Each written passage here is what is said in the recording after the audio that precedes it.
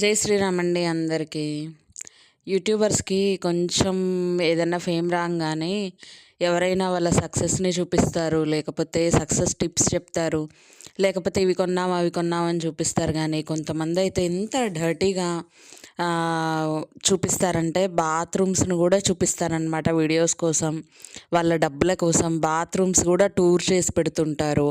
అలానే bathroom cleaning చేస్తారు. ఏంటండి ఎంత వరస్ట్గా ఉంటాయంటే ఆ వీడియోస్ చూడడానికి ఇక వాంతి వస్తుంటుంది అనమాట. అయితే మనకేమో వాంతి వస్తున్నట్టు అనిపిస్తుంది, కొంతమంది ఏమో చాలా ఇంట్రెస్టింగ్గా చూస్తారు. మరి ఎందుకు అంత ఇంట్రెస్టింగ్గా చూస్తారు? ఆ ఇంట్రెస్టింగ్గా చూసే బదులు వాళ్ళ బాత్రూమ్స్ కనుక అంత డర్టీగా ఉంటే వెళ్ళి ఆ బాత్రూమ్స్ క్లీన్ చేసుకుంటే సరిపోతుంది కదా, ఆ వీడియోస్ చూడడం అవసరం అంటారా? ఎవరు చూడాలి అంటే బాత్రూమ్స్ నీట్గా పెట్టుకొని వాళ్ళు అవి చూస్తే ఉపయోగం. పెట్టుకునే వాళ్ళకి ఇంకెందుకండి అది అలాంటి దిక్కుమాలిన వీడియోస్ చూడడం? ఫ్యాంటసీ అనమాట. ఇప్పుడు ఇప్పుడు ఇంకోటి కొత్తగా స్టార్ట్ అయింది ఏంటంటే, ఇక ఎవరింటికి పోయినా వాళ్ళ హౌస్ టూర్ చేయాలన్నా ఫస్ట్ బాత్రూమ్లను మాత్రం వదలొద్దు. ఇంకా దేన్నైనా వదిలేయండి, బెడ్రూమ్లోనైనా వదిలేయండి, లేకపోతే ఇంకే ప్లేస్నైనా వదిలేయండి, కానీ బాత్రూమ్లు మాత్రం చూపిస్తారు. ఏముంటుంది ఆ బాత్రూమ్లలో?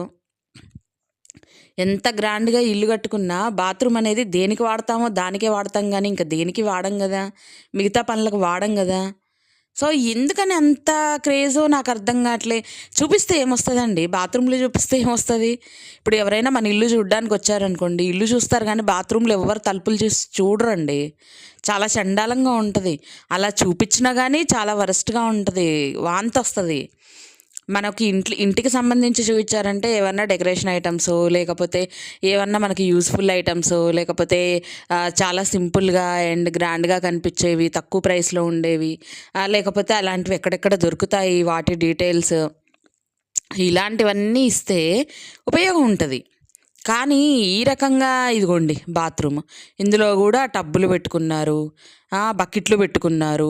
ఏంటండి ఇది? నాకు అర్థం కావట్లా. స్నానం చేసేవాళ్ళు టబ్స్ మెయింటైన్ చేయరా? లేకపోతే ఇల్లు ఇప్పుడు కొత్త కొత్త హౌసెస్ కన్స్ట్రక్షన్ అయ్యేవి, ఇప్పుడు ఏదైతే కొత్తగా ఫామ్లో ఉంటున్నాయో అవన్నీ తీసుకొచ్చి పెడుతున్నారు. ఎవ్వరూ రూపాయికి వెనకాడట్లేరు. అవేంటంటే పర్మనెంట్గా అలా సెటిల్ అయిపోయి ఉండేవి కాబట్టి ₹1 ఎక్కువైనా మంచివే తీసుకొచ్చి మెటీరియల్స్ బిగించాలని అనుకుంటారు. సో అలాంటిది ఇక వెళ్ళి ఆ బాత్రూమ్లు కూడా చూపిస్తుంటే చాలా చీదరగా అనిపిస్తుంది. పైగా మీకు అవి ఉపయోగపడతాయి కదా, ఇవి ఉపయోగపడతాయి కదా, మీరు చెయ్యండి, కామెంట్స్ చేయండి, లైక్స్ చేయండి, షేర్ చేయండి, సబ్స్క్రైబ్ చేయండి అని యూట్యూబర్స్ ఫ్యాషన్గా చెప్తారు. కానీ మరి కామెంట్ చేయడానికి ఆడ కామెంట్స్ రాసిన వాళ్ళు అవి కనిపించట్లేవే. మరి అదేం సెట్టింగో నాకు అర్థం కావట్లే. అట్లా సెట్టింగ్ అనిపిస్తే బాగుండు, ఆ ట్రిక్ ఎవరన్నా చెప్తే బాగుండు. ఏ కామెంట్ కనపడదండి. అరే సింపుల్గా వచ్చే మనకి 1000, 2000 లేకపోతే 3000 మహా అయితే ఇంతమందే చూస్తారు మన ఛానల్ని. సో ఈజీగా ఒక 5-6 కామెంట్స్ అన్నా అలా వచ్చేస్తాయి. మన రెగ్యులర్ ఫాలోవర్స్ నుంచి కామెంట్స్ అనేవి వస్తూ ఉంటాయి. అలాంటిది మరి కొన్ని లక్షల మంది, కొన్ని వేల మంది చూసేవాళ్ళు ఒక కామెంట్ అన్నా సింగిల్గా కనపడదా అండి? మీకు ఎవరికైనా కనిపించిందా? అలా అలా కామెంట్స్ క్లోజ్ చేసి సడన్గా ఎప్పుడో ఒక రోజు వాళ్ళకి ఇంట్రెస్ట్ ఉన్న రోజు ఆన్ చేసి, కనీసం మరి పోనీ ఇంట్రెస్ట్గా ఆన్ చేసిన రోజన్నా వాళ్ళకి అది కనిపించాలి కదా కామెంట్ అనేది. ఒక్కళ్ళన్నా లేరా అండి మరి దారుణంగా ఫ్యాన్స్ అనేవాళ్ళు? చెప్పండి. లేదా ఫుల్ ఫ్లెడ్జ్డ్గా వీడియో ఫస్ట్ నుంచి లాస్ట్ వరకు చూసే విపరీతమైన ఫ్యాన్స్, ఫాలో అయ్యేవాళ్ళు, అండ్ వాళ్ళు తీసుకున్న మెటీరియల్ ఎక్కడో తెలుసుకొని అక్కడికి పోయి మరి కొనుక్కునేవాళ్ళు, లేకపోతే వాళ్ళు ఉన్న ఏరియా తెలుసుకొని మరి వెళ్ళి విజిట్ అయ్యి వాళ్ళని కలిసి వచ్చేవాళ్ళు, లేకపోతే వాళ్ళకి ఏదన్నా డౌట్స్ ఉండి అక్కడ అడిగేవాళ్ళు, ఎవరన్నా లేరా అండి? ఇంత విచిత్రం ఏంటండి అసలు? నాకు అర్థం కావట్లే. పోనీ వాళ్ళు ఇలా బాత్రూమ్ వీడియోస్ చేస్తుంటే కొంతమంది అడిగిన వాళ్ళు ఉంటారండి, ఎందుకండి బాత్రూమ్ వీడియోస్ అవి ఆపేయచ్చు కదా అని చెప్పి. ఆ కామెంట్స్ అనేవి కనపడవిగా, కనపడివ్వరు. ఆటోమేటిక్గా కామెంట్స్ అనేవి డిలీట్ చేస్తారో మరి హైడ్ చేస్తారో ఏం చేస్తారో నాకైతే అర్థం కావట్లేదు. కానీ కామెంట్స్ అయితే కనపడవండి. మీకు ఎవరికైనా కనిపించాయా? నాకైతే కనిపించట్లేవు. ఇప్పుడు మనం ఒక దగ్గరికి వెళ్ళామండి, ఒకళ్ళ ఇంటికి వెళ్ళాము, లేకపోతే ఒకళ్ళ దగ్గరికి వెళ్ళాము, ఓకే, మనం వెళ్ళాము, చూపించాము, అంతా బాగుంది, 10 మందికి ఉపయోగపడే వీడియో అని మనం అన్నాము, ఓకే బాగుంది, 10 మందికి యూజ్ అయ్యే వీడియో అయినా ఓకే బాగుంటుంది. కానీ జనరల్గా ఎలా ఉంటుందంటే, మనము ఒక ఇది చూపించాలి, ఒక ఇన్ఫర్మేషనల్ వీడియో చెయ్యాలి అని అన్నప్పుడు అందులో మన ఓవర్ యాక్షన్ కనిపించొద్దు. ఏంటో సోఫా మనకు మాత్రమే ఒక లగ్జూరియస్ సోఫా ఉందన్నట్టు దాని మీద పూర్తిగా వాలిపోయి ఏదో పడుకున్నట్టుగా ఫోజ్ ఇచ్చుకుంటూ కూర్చోవచ్చు కదండి. సోఫాలో కూర్చోవచ్చు, లేకపోతే ఆ సోఫా ఎలా యూస్ చేయొచ్చు, దానికి ఉన్న క్వాలిటీస్ ఏంటి, స్పెషల్ క్వాలిటీస్ ఏంటి అనేది చూపిస్తే తప్పలేదు. కానీ దాని మీద కూర్చొని మరి మనం ఓవర్ యాక్షన్ ఇస్తే చాలా చండాలంగా ఉంటుంది చూడ్డానికి. పైగా వాళ్ళ డైలాగ్ ఏంటి అంటే, బాత్రూమే బెడ్రూమ్ లాగా ఉంది, చాలా నీట్‌గా ఉంది చూడ్డానికంటే, బాత్రూమ్ బెడ్రూమ్ అయిపోదు గదా! లేకపోతే బెడ్రూమ్ బాత్రూమ్ అయిపోదు గదా! అసలు ఆ పోలికే వరస్ట్‌గా ఉందండి. వినడానికి గూడా చాలా యావగింపుగా ఉంది చెవులకి. చాలా చీదరగా ఉంది. అలా అసలు మనకి అలవాటు లేని పదాలు ఎలా పొర్లుకుంటూ వస్తాయో నాకైతే అర్థం కావట్లే కొంతమంది విషయాల్లో. ఇప్పుడు బాత్రూము, బెడ్రూమ్ అంతా ఉంటే పోయి అందులో అయితే డొల్లం గదా! పడుకోం గదా! దేనిది దానికే ఉంటది. అంతేగాని పొగడ్డం కోసమని మనకు నోటికొచ్చినయన్నీ చెప్తే వినడానికి ఫస్ట్ చీదరగా ఉంటది.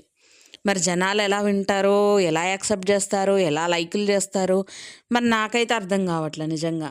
దేవుడి దగ్గర ప్రసాదాలు అందరూ పెడతారు. ఇప్పుడు ఫ్యాషన్ ఏమైపోయిందంటే, ఇంతకుముందు ప్రసాదాలు కష్టపడి మనం స్నానం చేయంగానే బియ్యం అనేది స్టవ్ మీద పెట్టేసి, పాలు పోసి, బెల్లం వేసి, అలా మనం ప్రసాదం నైవేద్యంగా పెట్టేవాళ్ళం అనమాట.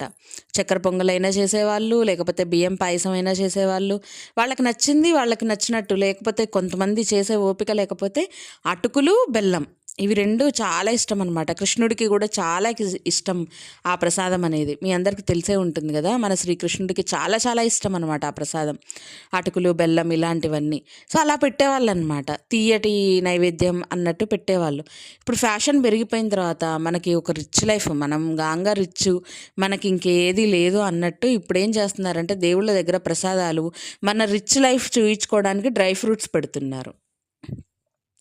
నేను ఈ విషయం చెప్తే నేనైతే కరెక్ట్‌గా చెప్తానండి. నాకైతే 100% అది వాళ్ళ రిచ్‌నెస్ చూపించుకోవడానికి మాత్రమే డ్రై ఫ్రూట్స్ పెడతారని అనుకుంటున్నాను. ఎక్కడా మనకి శాస్త్రాల్లో గానీ, మన పెద్దవారు చెప్పింది గానీ, ఏది గానీ మన చిన్నప్పుడు లేరా బాగా రిచ్ ఫ్యామిలీస్ ఉన్నారు గదా! వాళ్ళు డ్రై ఫ్రూట్స్ అయితే పెట్టేవాళ్ళు కాదు గదా! ఇప్పుడేంటంటే మేము రిచ్చు, మేము అయి మాత్రమే పెడతాము, అయి మాత్రమే తింటాము అని చూపించుకోవడానికే దేవుడి దగ్గర ఆ బిల్డప్ ఇస్తారేమో అని నాకనిపిస్తది.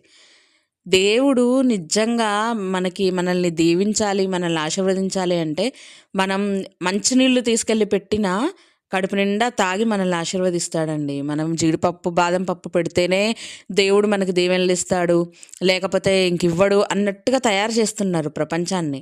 ఆయన్ని గూడా ఒక రిచ్ పర్సన్, రిచ్ వాళ్ళకి మాత్రమే ఆయన దీవెనలుంటాయి, పూర్ పీపుల్‌కి ఉండవు అన్నట్టుగా చేస్తున్నారు గానీ, అది చాలా తప్పు.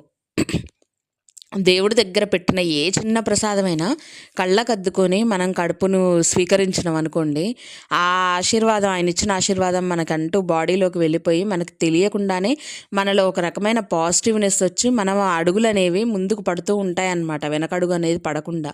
సో, అలా ఉంటుంది. మనం డ్రై ఫ్రూట్స్ ఏదో మన పేరుకి అక్కడ పెట్టేసి తర్వాత పనోళ్ళకి ఇస్తారు. అంటే పనోళ్ళు ఏమన్నా తీసేసినోళ్ళా, లేకపోతే తీసేసిన డ్రై ఫ్రూట్స్ ఏమన్నా దేవుడి దగ్గర పెడతారా? మనం తింటాం ఖచ్చితంగా. ఇంట్లో వాళ్ళం ప్రతి ఒక్కళ్ళం గూడా దేవుడి దగ్గర ప్రసాదం అనేది స్వీకరిస్తాం. అంతే తప్పించి అదేదో పనికిరానిదన్నట్టు దేవుడి దగ్గర మన రిచ్‌నెస్ కోసం పెట్టి, ఆ తర్వాత పనోళ్ళకిచ్చేదేంటండి? అది అసలు ఆ మాట చెప్పడం ఒక దేవుడికి సంబంధించి ఎప్పటికప్పుడు చెప్పేవాళ్ళు చెప్పే మాటేనా అది? నాకైతే అది కరెక్ట్ అనిపించట్లేదు. ఆ పదాలే నాకు కరెక్ట్ అనిపించట్లేదు.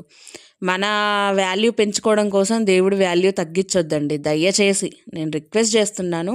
దేవుడి వాల్యూ తగ్గించకండి. ఆయన ఉన్నోళ్ళనైనా, లేనోళ్ళనైనా, అటుకులు పెట్టినా, బెల్లం పెట్టినా, ఆఖరికి పంచదార పలుకులు పెట్టినా ఆయన ఖచ్చితంగా మన వైపు చూస్తాడు, మనల్ని ఆశీర్వదిస్తాడు. అంతే తప్ప జీడిపప్పు పెట్టండి, బాదం పప్పు పెట్టండి, లేకపోతే ఇంకాస్త ఎక్కువున్న నట్స్ పెట్టండి, రేట్ ఎక్కువున్నయి, అప్పుడు ఆయన చూస్తాడంటే అది తప్పుడు స్టేట్మెంట్ అనమాట. దాన్నైతే నేను అసలు ఎట్టి పరిస్థితుల్లోనూ యాక్సెప్ట్ చెయ్యను. అలా కూడా ఎవరు చెయ్యకండి. మీ దగ్గర ఏదుంటే అదే పెట్టండి. అంతే చాలు. సో, నేను చెప్పాలనుకునేదైతే ఇదే. ఆ బాత్రూమ్‌ని బెడ్‌రూమ్‌తో పోల్చడం ఏందో, దేవుడి దగ్గర అయన్నీ డ్రై ఫ్రూట్స్ పెట్టి పనోళ్ళకి ఇవ్వడం ఏంటో, ఇవన్నీ ఏంటి? ఈ మాటలన్నీ ఏంటి? ఈ మాటలన్నీ నాకైతే కొంతమంది మాట్లాడే మాటలు నాకు నచ్చట్లేవు. సో, మీకేమనిపిస్తుందనేది మీరు గూడా కామెంట్ చేయండి. మాట్లాడింది కరెక్టే అంటారా వాళ్ళు? మీరేమనుకుంటున్నారనేది నా వీడియో చూసిన తర్వాత అయితే లైక్ చేయండి, షేర్ చేయండి, అలాగే సబ్స్క్రైబ్ చేసుకొని పక్కనే ఉన్న బెల్ కొట్టేయండి. అప్పుడే నేను చేసే వీడియో నోటిఫికేషన్స్ మీ దాకా వస్తాయి. Thank you so much for watching. ఇంకో మంచి వీడియోతో మీ ముందుకు వచ్చేస్తాను. బాయ్.